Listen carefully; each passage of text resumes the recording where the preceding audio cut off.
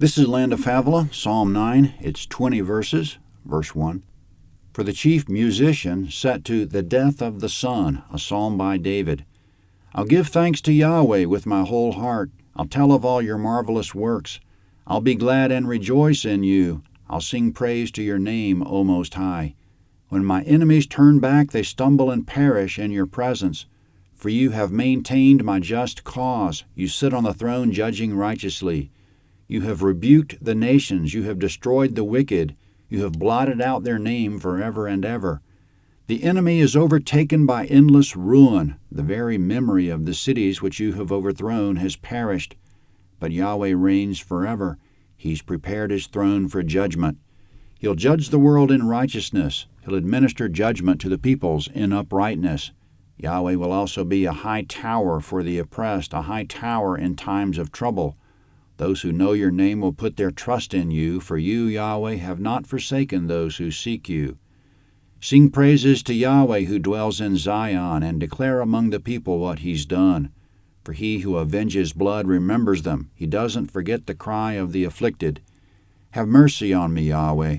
See my affliction by those who hate me, and lift me up from the gates of death, that I may show all of your praise. In the gates of the daughter of Zion I will rejoice in your salvation.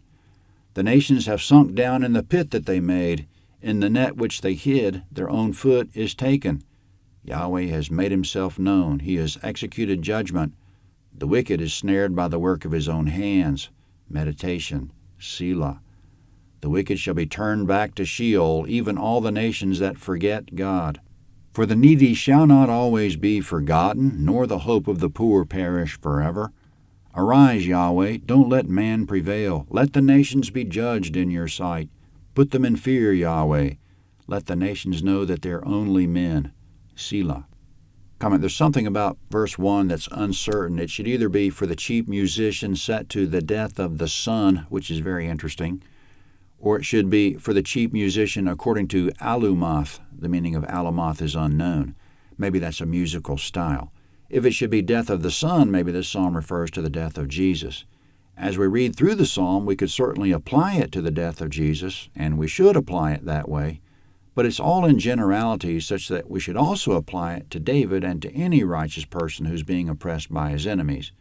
Scanning through this psalm, trying to pick up some information about who the enemies are, they're the wicked, the nations that forget God, inhabitants of cities, haters, and those who afflict. Paul said the enemies we really need to look out for are the spiritual forces of darkness. Quote, for our wrestling's not against flesh and blood, but against the principalities, against the powers, against the world's rulers of the darkness of this age, and against the spiritual forces of wickedness in heavenly places, Ephesians 6:12. Those are the enemies from which we really need protection. Certainly man oppresses man, but the spiritual forces of darkness are at the root of all oppression. So as we read this psalm, let's apply it to any righteous person and to all his enemies, seen and unseen. In verses 2-4, I'll be glad, rejoice, and sing praise to Yahweh because he maintains my just cause. My enemies turn their backs, run, and perish because of Yahweh. In verses 5-8, he rebukes nations, destroys the wicked, blots out their name forever, overtakes them by endless ruin, and entire cities vanish from memory. So obviously the enemies thrived long enough to build cities, but we can rejoice because we know what their end will be. And we don't worry about God's judgment being harsh or unjust to anyone because he judges righteously in verse 4. And in verse 8, quote, he'll judge the world in righteousness, end quote.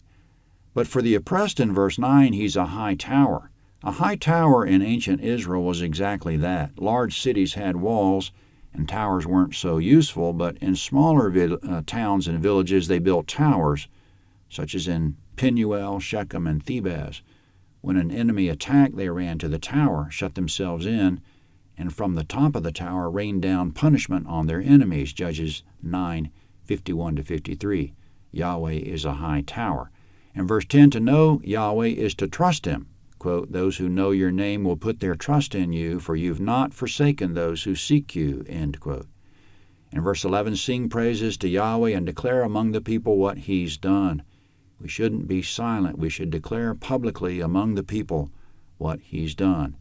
In verse 11, Yahweh dwells in Zion. Zion's a hill in Jerusalem, a fortress and home of the king.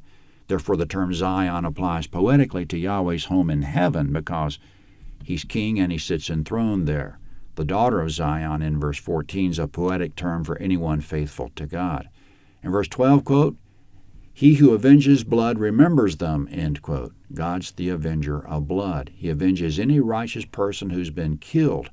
So obviously this psalm isn't saying God will continually protect the righteous and not allow their enemies to touch them.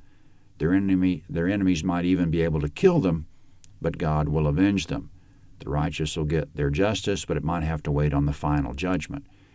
In verse 13, we may at times feel God isn't taking notice of our affliction. Thus the prayer, see my affliction by those who hate me. In verse 15, evil returns on the head of the perpetrator. In verses 16 and 17, Yahweh's retribution is complete. He'll get it done. The wicked will wind up in Sheol, also translated hell.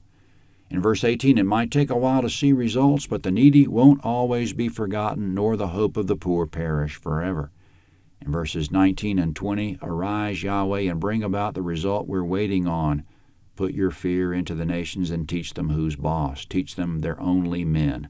Psalm 10 is next.